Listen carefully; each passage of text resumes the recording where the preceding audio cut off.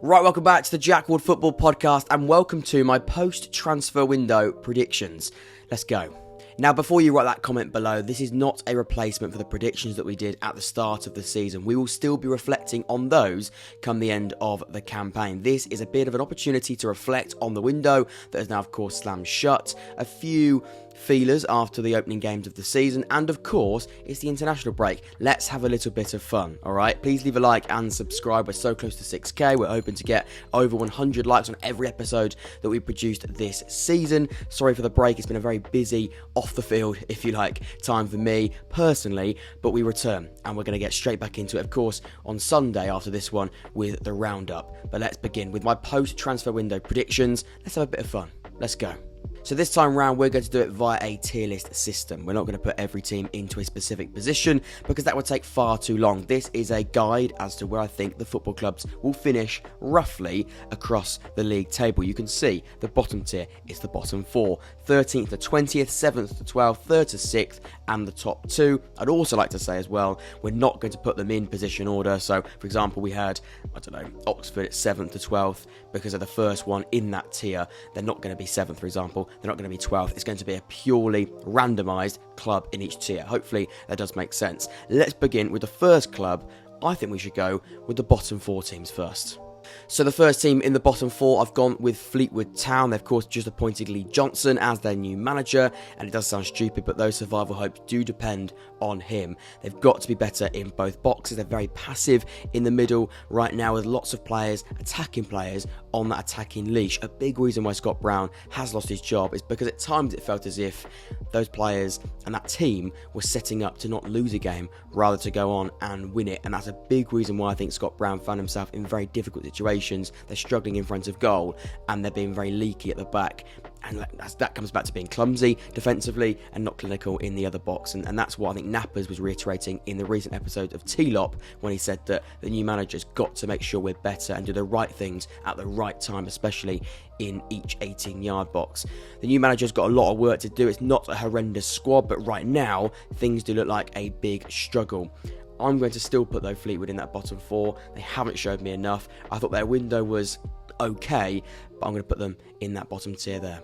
Alongside Fleetwood, I'm going to go with Cheltenham. No goals in all competitions. Alfie May leaving the football club is proving to be a bigger problem than what we expected it to be. And I think we all expected it to be a very, very big problem when we saw him join Charlton in the summer. That goal scoring output was so important for Cheltenham, and right now, they're really, really missing that. They have been fairly tight at the back, and if that's any positive to take from the start of the season, Cheltenham aren't losing games massively, and their forward output ultimately is the reason why they do remain winless. Similar stories, I think, in the start of the season over the last couple of years, and maybe that isn't so bad because it is a pretty familiar story in the opening games of the campaign for Cheltenham, especially in Sky Bet League One. I have got a feeling this might be one step too far. I'm going to put Cheltenham, but in that bottom four.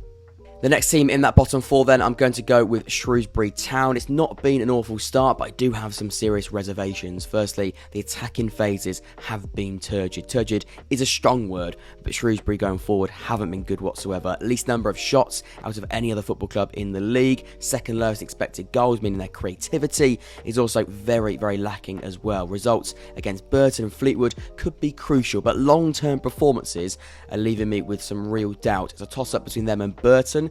I've just got a feeling Burton's well-recruited summer will see them click and make a big impact. Therefore, Shrewsbury, I had you in the bottom four before the first ball was kicked, and unfortunately for you, I do see you remain in that bottom four. Shrewsbury, I've got you in there. The final team in that bottom four, I'm going to go with Carlisle United. I still think it's going to be tight. They're going to be hard to beat. With that low block that Paul Simpson is setting up his Carlisle side with, it's not going to be easy to break this side down. But I'm worried about them winning enough games of football required to stay in the division. Star players like Owen Moxon will always give them a chance, but with 3 goals in total and 1 from a striker, I'm concerned about consistent attacking threat. Carlisle, I think it will be close. I think it will be tight. You've always got a chance when you're playing in the way you do, and you will nick wins here and there. That's pretty certain. But I'm still, over the course of the season, worried about winning the required amount of games. I'm going to put Carlisle in that bottom four, as I did before the first game of the season. So the next tier up, 13th to 20th, I've gone with Leyton Orient. I think Leyton Orient will be absolutely fine. They've stuck to their ways stylistically and they've seen some really positive results. I thought their recruitment in the summer was very, very strong, especially in the forward areas. Dan Adji, Ford, Piggott, etc. are really good recruits. But defensively and from set pieces, they do concern me slightly. Most goals conceded and most set play goals conceded as well. I think if they can tighten up at the back, they're going to be a really interesting and team that could surprise quite a few along the way this campaign because they're not scared to play a good brand of football. I think Leyton Orient will be fine and therefore safely being put in the 13th to 20th tier just there. The next club, I've gone with Wycombe Wanderers. A season of growing pains, I do think, is ahead. Stylistic change with plenty of new faces. I think you're going to have some fantastic performances and some fantastic results, but also, as we've seen so far, some quite damaging, surprising defeats along the way. I'm still 50-50 on Bloomfield, but I can see what he's trying to do. It's going to require patience, and it's not a nice word in football. Fans don't want to hear the word patience, but I think it will be important. Wycombe, though, I think they won't be maybe pulling up as many trees when looking at the table, but they will be in the long term very, very pleased they've got through this season and gone through a change on the field. I'm going to go with Wycombe in that tier, just there, 13th to 20th for them. Cambridge are up next. I got Cambridge so wrong at the start of the season and they started very, very strongly. They've shut me up straight away. In fact, they shut me up on the first game of the season when they comfortably beat Oxford United by 2-0. No Nibs, no Smith, no problem, it seemed at this point, playing to their strengths. I do expect a slight drop off because they do tend to start quite hot, but Cambridge, you can't take anything away from the start of the season. They're proving to be a fantastic force and a banana skin for quite a few clubs already. I think Cambridge will be in that tier there, 13th to 20th for them. The next team in that tier, I'm going to go with Northampton. The resilient nature of Northampton has left me very encouraged. A late equaliser against Lincoln, a late winner against Posh. Being hard to beat might just be enough. Keep Hoskins on form, for example, and they could continue to be a real banana skin for sides this season. Northampton, I've got you in 13th to 20th come the end of the season. I've been encouraged by the start you've had. The next team in that tier, I'm going to go with Reading. We all knew the summer disruption was going to be a big problem, and as of recording, they've just been hit by another 3-point deduction. A manager that doesn't know the league, a young group of players, it's going to be so tough. I think a wobbly, inconsistent season is ahead, but just about safe come the end of it, but no more deductions can come their way. Reading, I've just about got you safe in that tier there. So the next team in that tier, I'm going to go with Bristol Rovers. I've not been blown away by their start. This could be very wrong, could be very harsh, and could be very low when reflecting at the end of the season. But their poor attacking showing is leaving me with some real difficulty.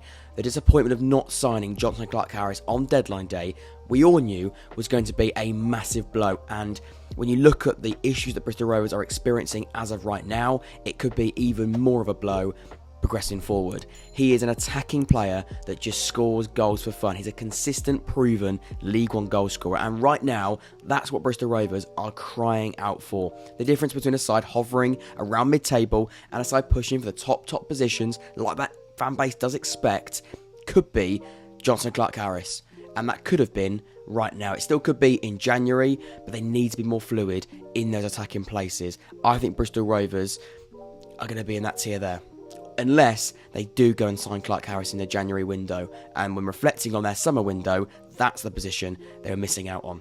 I'm going to put them in that tier there. The next team in that tier, I've gone with Burton. I know it's been a very tricky start, but I trust Dino and I trust the summer recruitment that they've done. Things will click. Stop playing like a side expecting to finish down the bottom and come out of your shell. There's ability in that squad and proven League One quality. The first win needs to come quick. But stop playing like a side that Burton have been over the last couple of years, because you've got the players in that team to be much higher than in a relegation battle. And I think they will come through it. Dino's a very good manager, very well liked at Burton. I think he's going to do it. I'm going to put Burton in that tier there. Controversial, because of course they are currently in that bottom four, still looking for their first win of the season. But I'm putting them in that tier there after 6 games and reflecting on what I think was still a very good Burton summer window. The next team I've gone with Wigan. I gave Wigan a very hard time in my pre-window predictions and I should apologise for that. They've started so well and very quickly moved into positive points. A recent wobble may have certified there is still work to be done. I do worry a little bit over their squad depth and the ability to change things as the season progresses, with lots of games coming thick and fast, but I can see a comfortable mid-table finish. They could be higher than that. They could be looking at 7th to 12th, but I'm going to go with Wigan in that one there. Wigan 13th to 12th for me. So moving our way up, the next team in that tier, I'm going to go with Blackpool. They've had a mixed start, creative output being the biggest issue. Defensively, they look fine, but they could be being held back in the forward areas. Neil Critchley and Blackpool can always cause a problem in Sky Bet League One, but the firepower and the ability to take the game to the opposition could be lacking. Blackpool could well and truly be in that top 6 come the end of the season. You can never write a side like Blackpool off, but I'm going to put them in that tier just there. Blackpool fans, let me know. Port Vale are up next, and wow, what a start to the season they've had. I always thought their summer window was very, very strong. I believed in Port Vale, and they are delivering. They've proven they are a very, very robust side, a willingness to dig deep, and a very clinical goal-scoring record as well. Their summer window, as I said, excited me, and they've added even more players since that period of time as well. Thomas, Devine and Loft. The squad has and will cause problems this season. I just know it. Port Vale, I always believed in you, and you are still proven to be a very, very good team. Beat us, of course. Maybe I'm believing you in too much, because you beat us, of course, at the weekend as well. Port Vale, I'm going to put you in that tier just there. Charlton are up next. Call me stupid, but I still believe Charlton can have a successful season. If Michael Appleton gets it right, that squad should still be aiming for the top places in Sky Bet League One this season. Players returning from injury, the best 11 being revealed, the sky could be, and this is a bit of a cliche saying in football, it could be the limit. They've got a very, very good squad there. Lieben being back fit soon is a big, big positive. Kamara, hopefully, not too far away. Fraser as well. These are players that should take Charlton back to where we thought they would be before the first ball was kicked, with, of course, now a new manager after 6 games. Amazing how things can happen so quickly in football. Charlton, though, I'm going to put you in that tier just there. Next up, I've gone with Exeter. They've started brilliantly and could be dreaming of a top 6 finish if the quality of performance does continue. They're not fazed by the departures in the summer and look stronger than ever. Key, Stansfield returning, Nombe leaving. They saw Collins go to Peterborough. These are very, very influential players that have been influential for Exeter for quite a few years now. It's a comfortable top half finish for me, I think, with plenty of knocks on the top 6 door. The dream could be on, but consistency will be on the mind of lots of Exeter fans, because last season we saw lots of wins in a row, but also lots of defeats in a row. Consistency will be everything if Exeter do have a chance of hitting the top positions, but I've got them in the 7th to 12th tier there. For Barnsley, I'm also going to put them in that tier. After an inconsistent start, Barnsley might be on the right track. I thought their summer window was quite damaging. Some key players and Kitchen leaving on the final day did feel reckless, not being able to spend that money. Maybe some money to spend in January. Let's wait and see to bolster those chances. I think they will be there or thereabouts because it's Barnsley in Sky Bet League One. Just missing out at the end, though. I'm going to put Barnsley in 7th to 12th.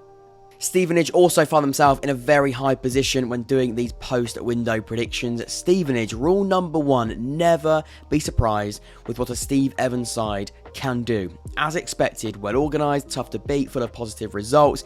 In the best Gillingham years, Steve Evans would always have a team flirting with the top half and maybe even higher, causing problems for any opposition with the way that they play. Stevenage, I expect more of the same. It's a fantastic start. Stevenage, I've got them in 7th to 12th as they return to League One. Fantastic, a great start for them. So that's right, they're moving into the top 6 places. Oxford United. Let me dream. Just let me bloody dream. I don't want to jinx anything. I honestly don't. But purely looking at the encouraging start, the exciting transfer window, I do believe we have the ability to shock quite a few people this season. I've been impressed. I have been impressed. That's all I'm saying. But just let me dream. A brilliant progressive coach, a young group, and a fearless group of players. My message would be, let's just give this season a good old go. Oxford, very little to say. I'm just going to pop them subtly in that tier there. Just leave them there. We'll move on. Joining Oxford United, hopefully, I've gone with Portsmouth. It's been an unbeaten start and we're learning more about Pompey the more games they play. It sounds stupid, but with lots of new faces and a manager in John Messina that we're still trying to work out, really. it's always going to be a bit of a learning curve week on week. But integrating plenty of faces was always going to take time. But when it does totally click, the quality can't be doubted. Improve against the low blocks and the oppositions looking for a point, and things could look very, very rosy. Pompey, very, very close. Trust me, very, very close to putting you in the top 2. But at the last minute, I've got you in the playoffs, 3rd to 6th for Pompey this season. So Peterborough United, and I'm going to stick to my guns on Posh. I think they will still finish in the top 6. Keeping hold of Clark Harris and Edwards just until January can't go unnoticed. A very strong squad, 22.4 years of age, but that fearless mentality could give them that chance of gaining a very dangerous rhythm. I'll say it again, Peterborough always seem to end up there or thereabouts come the end of the season. Peterborough, I'm sticking to my guns there. I had you in 3rd. I don't know if 3rd will be the position, but that's fine. We're not doing positions. So I'm going to put Peterborough in that tier just there. The final team in the top 6, I'm going to go with Lincoln City. Jake will have a smile like a treasure cat right now, but Lincoln have recruited superbly over the summer and they look much stronger in depth. I had them, I think, 11th or 10th before the start of the season, but you can't doubt they've continued to strengthen. The players are on top form right now, and if they can continue that, and it is all about continuing that, they've got such a good chance of sneaking their way into the playoffs. Maybe a roguish shout, but I'm willing to put my neck on the line because we won't be reacting to these anyway coming the end of the season. I'm just looking at what they've done over the window and also how they've started and what I can see in terms of patterns and early encouragement. Lincoln, they look very, very strong. Mark Kennedy is only looking a stronger coach week on week. Now, starting his 2nd year in League One, it's easy to look at things when it's going well and players like Orahan and Mandroy are playing some of the best football of their careers, but things do look extremely bright. I'm going to put Lincoln in that top 6, leaving us with, of course, 2 teams to go into the top 2. But Lincoln, you deserve to be in that conversation, and I'm going to put you in that top 6. So no surprises over my top 2, Bolton and Derby. I'm going to explain Derby first. Why do I think Derby are going to be in the top 2? I look at that group of players and I still think they're going to find a way. They've had a very inconsistent start, a very wobbly start, but I can't not look at that squad and think that isn't good enough. It's got the calibre, it's got the experience, it's got what it takes to get out of League One, players that know what it takes to get out of League One. A manager that's the best record for promotion out of League One as well. I think Derby will still wiggle their way through. They will. It might be a wobbly, turbulent few months, but even with what is a very, very open League One, and picking a top 2 was not easy, by the way, because there's no team right now that screams a champion, or definitely does scream a top 2. It could be anyone, but Derby, through the squad they've got, the players they've got, Paul Warne or not, hopefully for his sake it will be Paul Warne, and he does have a very good record, as I've just said. I think they'll still find a way of doing it. I could be wrong, I could be being less reactionary than I should be, but I think Derby are still going to do it. For Bolton, they've improved a lot on last season.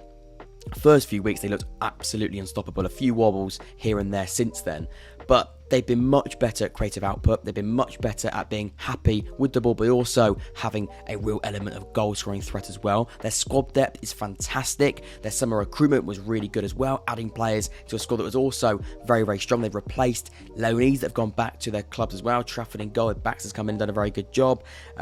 Of course, Bradley left, but again, they've brought in lots of players that can come in and strengthen this Bolton Wanderers side on top of what was a very, very good team anyway, with Everett that wants to play a very attractive style of play. I think Bolton and Derby will be in the top 2. If I had to pick a champion right now, I would edge Bolton. They would have learned a lot from last season and the disappointment of last season. Derby, they might, I could be totally wrong with Derby, but I still think as though they will be fine and they will be in that top 2. Let me know in the comments below. Remember, this is purely an opinion. Let's not take the aggression and anger into the comments and make this a non-fun discussion, but it's a bit of fun for the international break. Please do leave a like and subscribe. I've been Jack. This has been my post-window League One predictions. This is what I've gone with on the screen now. Take care, and let's see you on Sunday for another round of League One action. I just can't wait. See you then.